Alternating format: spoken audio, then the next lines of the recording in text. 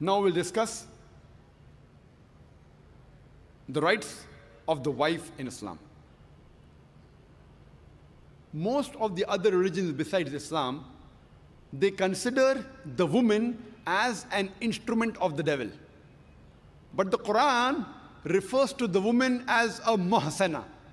Muhsana in Arabic means a fortress against the devil. Because a pious woman who's on the straight path, she prevents the husband from deviating and going on the wrong track and keeps him on the Siratul Mustaqim. Therefore, she's called as muhsana, a fortress against the devil. The Quran in Surah Nisa, chapter number 4, verse number 21, refers to marriage, to nikah, as a sacred covenant. It's a sacred covenant, a sacred contract between the husband and wife.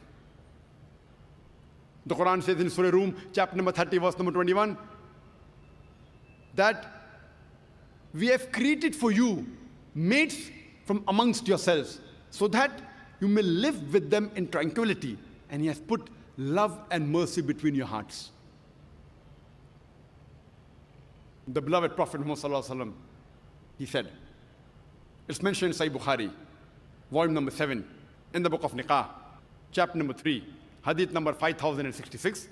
The beloved Prophet said, "O young people, whoever has the means to get married should get married."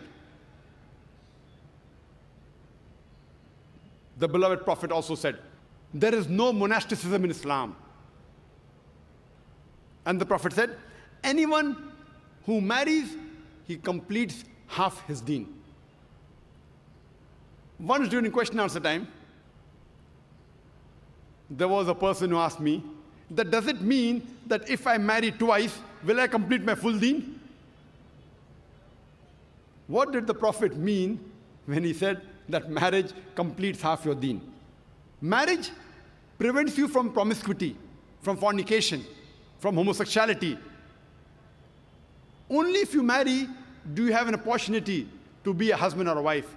Only if you marry do you have an opportunity to be a father or mother, which are very important duties in Islam. So irrespective whether you marry once or twice, you only complete half your deen. In Islam, for a marriage to solemnize, taking the permission of both would-be husband and wife, the man and the woman, is equally important. The Quran says in Surah Nisa, chapter number 4, verse number 19, do not inherit the woman against their wishes. There's a hadith which is mentioned in Sahih Bukhari, volume number 7, book of Nikah, chapter number 43, hadith number 5138.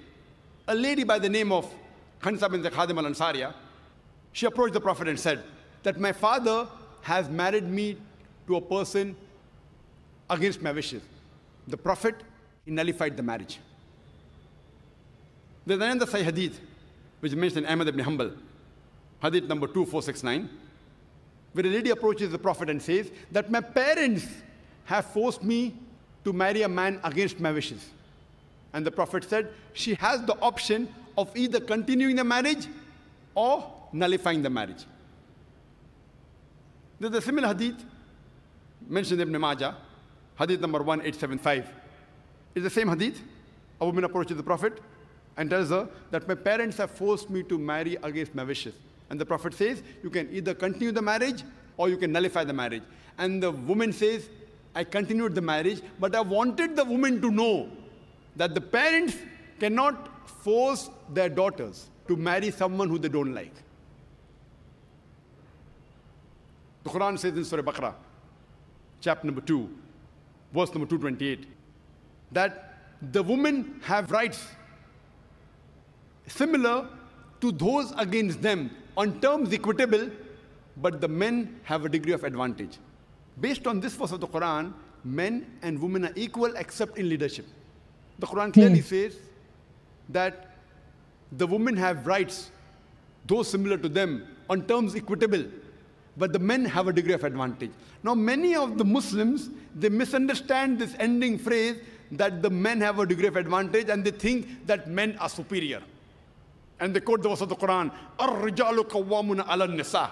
that the men are superior to the women. So Allah has said, the men have degree of advantage, the men are superior.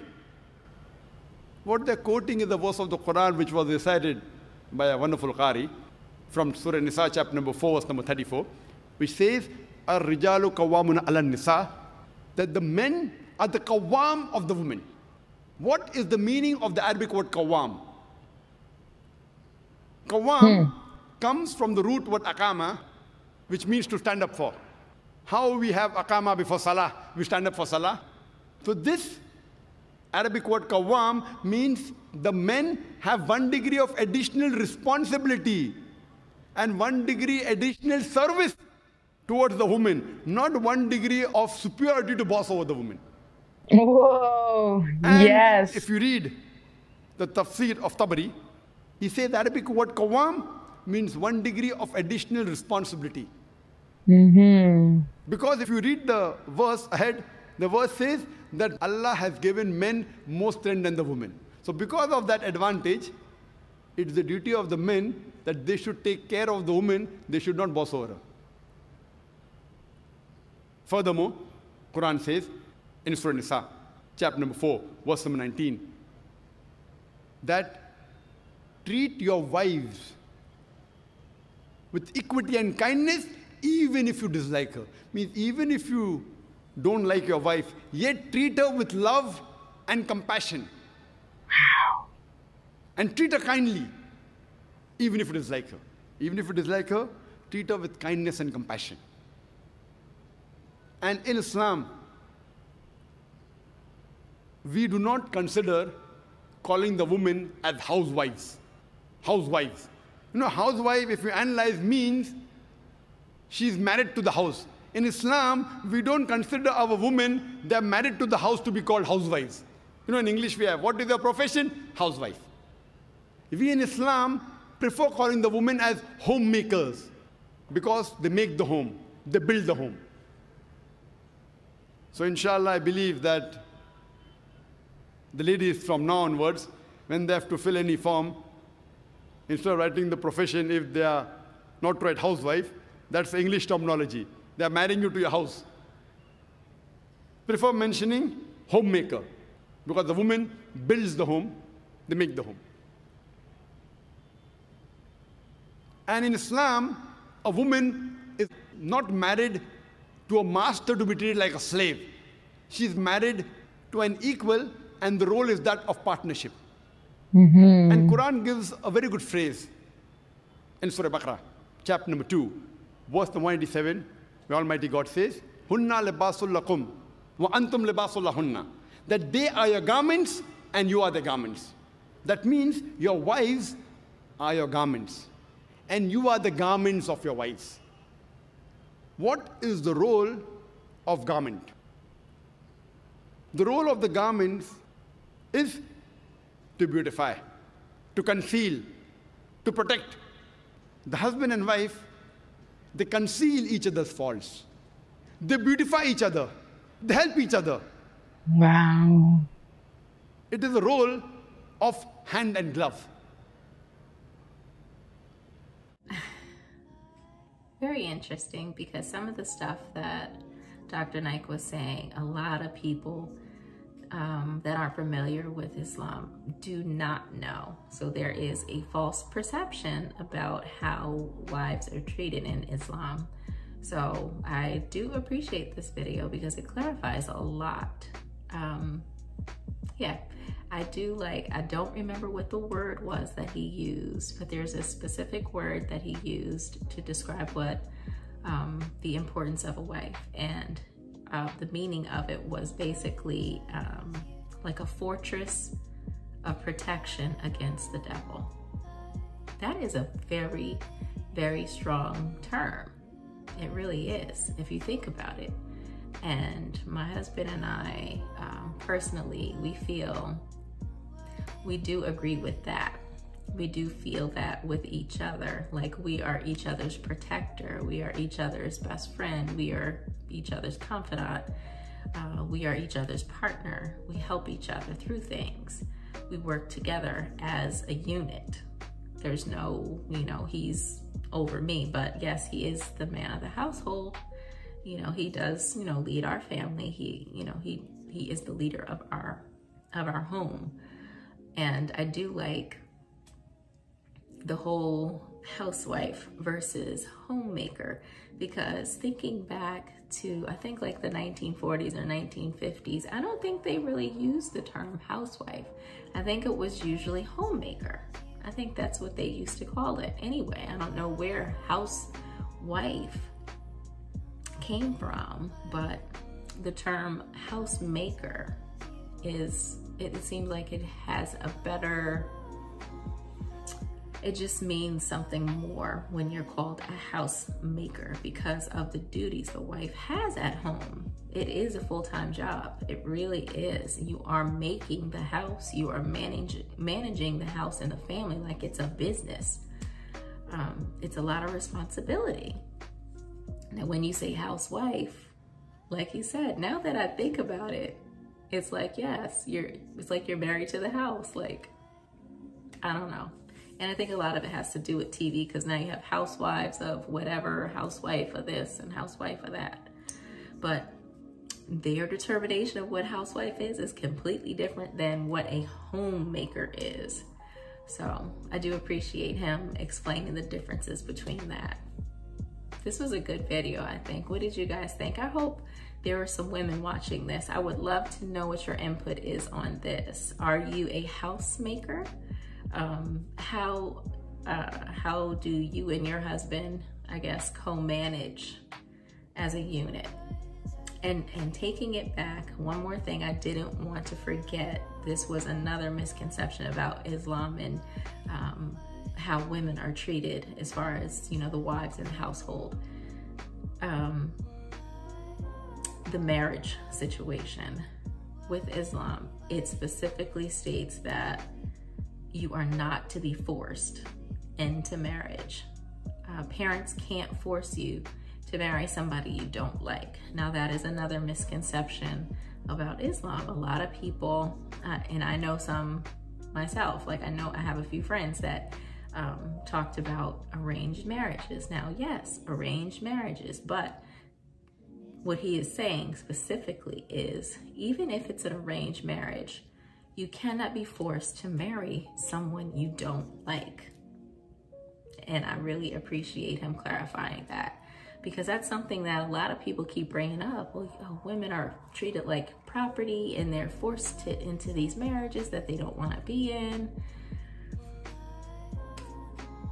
Well, according to the Quran, and I think he mentioned, I'm still learning, guys, so if it was not just the Quran, if it was a hadith, help me out. But he did mention, he makes so many references of, you know, stating that, you know, women are not to be forced to marry anyone they don't like.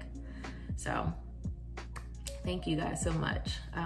I do want you guys to get in the comments and tell me what you think about this video and what are your thoughts on marriage and your thoughts about, you know, the wives in general, especially you ladies. I want you ladies to get in the comments too and tell me how you feel as far as what's being said here and what your personal situation is.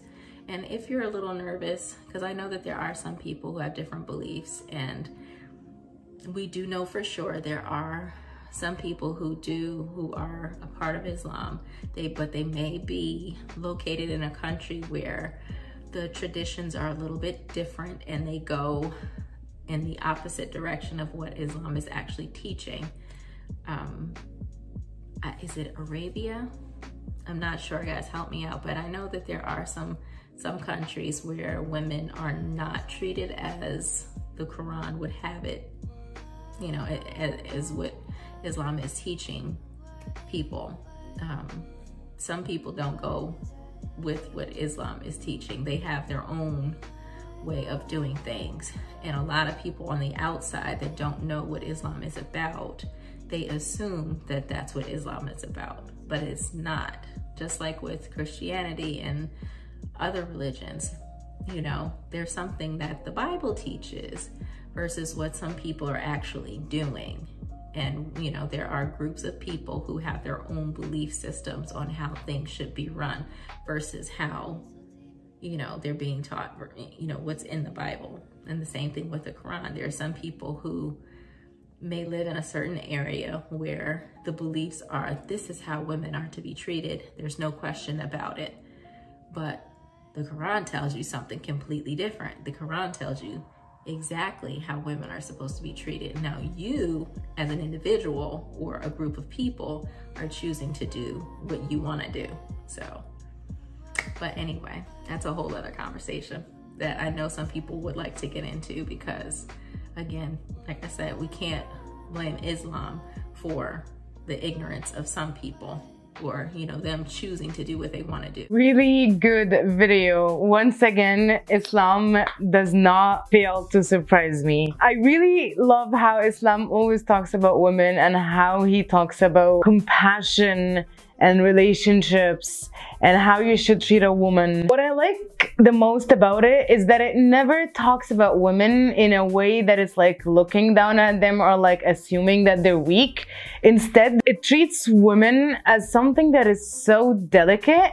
Like, yes, she has a lot of responsibilities and she can take a lot, but also she's a delicate human being, so you gotta treat her in the most delicate ways and always be nice with her and compassionate and just treat her the way a woman should be treated. This is amazing. Like, I've never seen anything, to be honest, in life ever that talks about women that way. And that's why I'm always proud to be Muslim. And I said it before, if anyone asks me where I stand, I do not like feminism and equality, because yes, women can do the things that they want to do. They can go to schools, they can work, they can own businesses, they can do whatever they want. But at the end of the day, women are in a very higher place than men. So why would we want to give up such privilege? I'd very much rather have my rights as a woman according to Islam than anything else that I've seen so far. But anyway, guys, I really enjoyed this video.